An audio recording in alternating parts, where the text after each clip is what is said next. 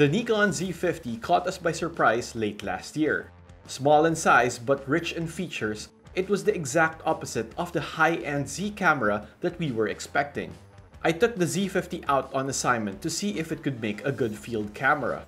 What transpired was a delightful and surprising shooting experience that I'm excited to share in this video.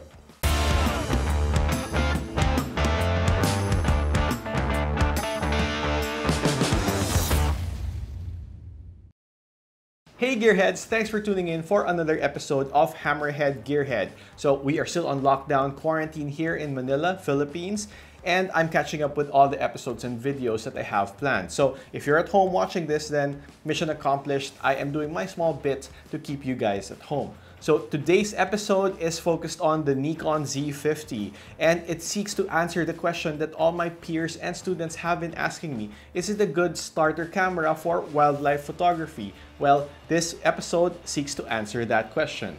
I was able to take the Z50 to Thailand for two rigorous assignments: a music festival and a wildlife shoot for my upcoming mini documentary. This review will be in the same vein as my one-year honest field review of the Nikon Z7, where I'll frame my assessment within these two assignments and then give you my verdict and recommendations right after. The Nikon Z50 was released on November 7, 2019. I remember this very well because my son Mako was born on the same day. It has a 20.9 megapixel APS-C sensor. It is the same EXSPEED 6 sensor on the Z6 and Z7. It has a hybrid autofocus system with 209 on-sensor autofocus points that cover an impressive 90% of the frame. It boasts a Z lens mount that allows the use of all Z mount lenses and F mount lenses through the FTZ adapter. It films video at both HD and 4K and records all data on a UHS-1 SD card and is powered by the new NL25 battery. To begin with, I am surprised at how light this camera is. It is 2/3 the weight of the Z6 and the Z7, but even then, it boasts a good build, a very deep grip, and feels perfectly balanced. It has a form factor that is familiar to Nikon users and makes for a great introduction for first-time Nikon users who may later port to other models later on. I'm particularly stoked by the EXSPEED 6 sensor that was lifted from the Z6 and Z7, essentially making this camera a mini version of those two when it comes to image quality. I'm also happy that they use the same Z mount, streamlining the lens system across the Z and, with the FTZ adapter, Nikon DSLR systems. A big drawback though is the lack of in-body image stabilization, which basically compromises any sort of use of the full-frame Z mount lenses that have no VR. The only consolation is that the DX Z mount lenses have VR and the F mount lenses traditionally has VR. I was equally impressed with the two DX lenses that were immediately available. The 16-50 lens, which is so light and flat that you'd consider it a pancake lens, and the 50-250 zoom lens, which rounds up the reach requirement. They're not exactly wizards in terms of bokeh, but to my surprise, the image quality was top-notch. I first took the Z50 to the Wonderfruit Festival in Pattaya, Thailand. Wonderfruit is an annual 5-day celebration of music, art, and ideas that encourages its 20,000-strong audience to rethink sustainability, waste management, transportation, and human interactions. I was invited to participate as a speaker, but I also wanted to capture my experience, so I walked around Wonderfruit with the Z50 taking photos on one hand and the Z7 on a Weebill S recording video on the other. The fact that I was able to do both alone is a testament to the portability of the Z50. It's such a challenge nowadays to be a hybrid shooter, even more so when you're trying to do both at the same time. But the size and the weight of the Z50 helped considerably. The image quality just blew me away. Nikon's EXSPEED 6 sensor enabled me to capture rich, colorful scenes in different lighting conditions. It was just a joy to use. I shot until early evening, and the low light capabilities of the Z50 allowed me to reach into higher ISO settings with low noise return. The 16-50mm lens is a performer. I had my doubts about such a compact, pancake-ish lens, but it delivered outstanding quality with sharp, vivid images. Admittedly, one of my concerns was battery life. When I borrowed the Z50 from Nikon Philippines, they only had one unit of the battery to spare, so I was so scared to lose battery while shooting. To my pleasant surprise, the Z50 gave me more than 300 shots with more left over if I wanted to shoot some more. I was also having fun operating the Z50 and the Z7 at the same time. Easy to use, very familiar, and interchangeable. I could also imagine how much fun this is to use while out traveling.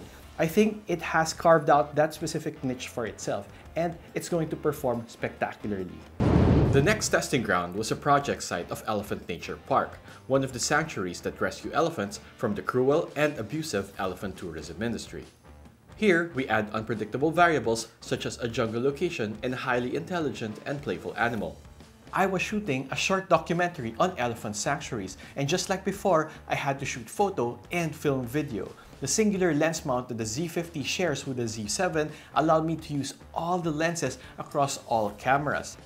The image quality captured by the Z50 caught me by surprise. I was expecting lower dynamic range and less sharpness on the edges, but the Z50 delivered.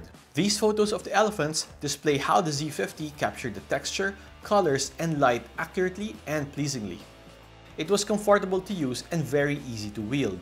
The compact size lengthened my endurance and allowed me to move more freely.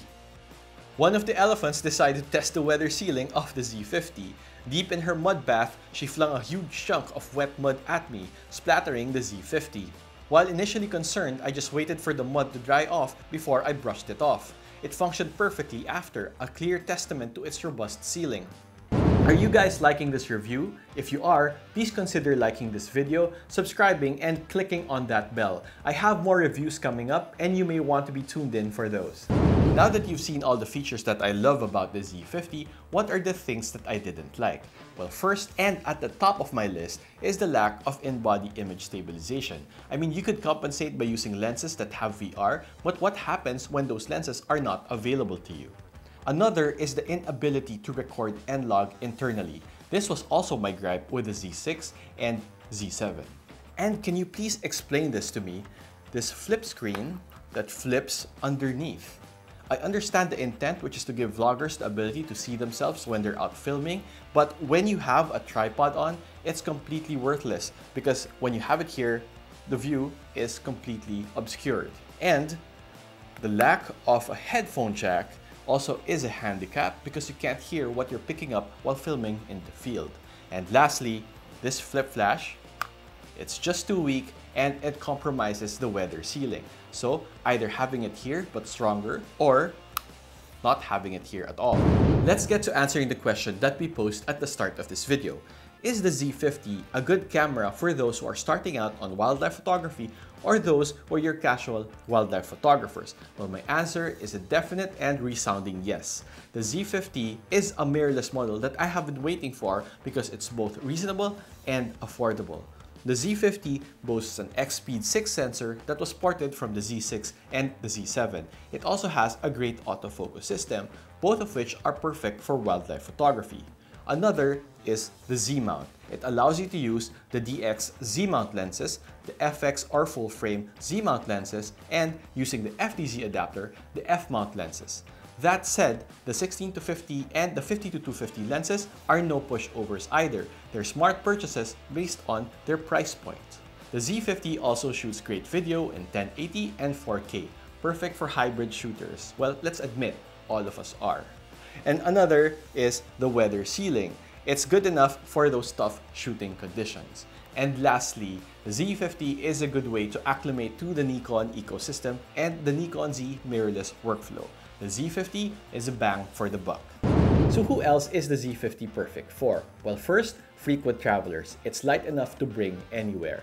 Second, it's a good secondary or support camera to your main wildlife camera. And third, it's nimble and unobtrusive, also good for your documentary and street photography. So, are you excited over the Z50? Do you already have it, or are you planning to purchase it in the future? Please let me know in the comments. I want to hear your thoughts on this small but full-featured camera. If you want to see more photos taken with the Z50, head on over to my Instagram, Noel Guevara Photo. Cheers guys! Thanks for watching. I will see you soon.